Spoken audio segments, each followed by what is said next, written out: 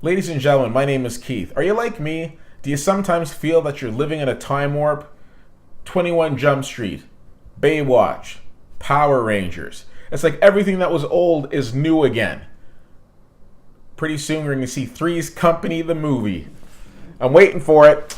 Anyways, today I'm here to review the new film Power Rangers. Now, of course, this is a movie based on the old TV show about a group of 5 kids who have these powers and then they morph into these Power Rangers. Pretty simple enough. Now, the interesting thing I really liked about this movie is the 5 actors that they cast are pretty well unknowns.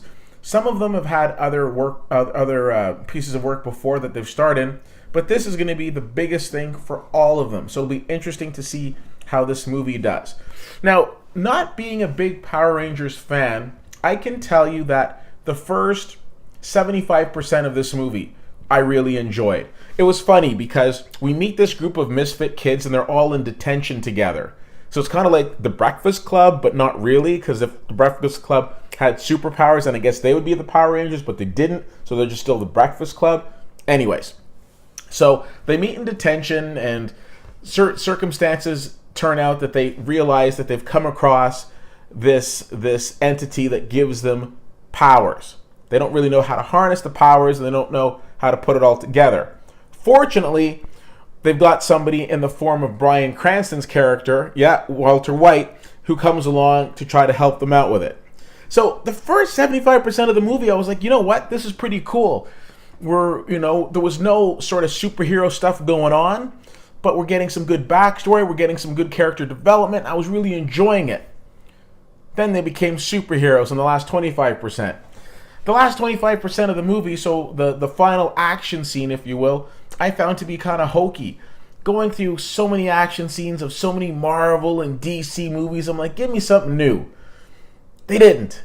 And that was what I found really disappointing about this movie. They could have just been like Power Rangers and never seen them changed, and I probably would have found that more entertaining. Wouldn't have sold a lot of tickets, but more entertaining for this guy. The ending of the movie, it's not that it's terrible, it's just there's nothing like overly surprising or, mind-blowing about it. This is definitely going to be a movie that kids are going to be interested in, although I would say don't bring the kids that are too young, because there are some scary scenes in this movie. Overall, it was a decent film. I give it a B-. I saw it in 2D. I don't know if it's going to be going the 3D IMAX route, but 2D by all means more than enough. But if you're a big 3D person, maybe you want to see it in 3D. I just don't think it's necessary. I don't necessarily know if it's necessary to run out and see this movie. It was decent, but not fantastic. B-. If you see it, let me know what you think. CFL_fan on Twitter, Facebook.com/WittyWhittier, and WittyWhittier.com. Thanks so much for checking this out. My name is Keith, and I'll see you at the movies.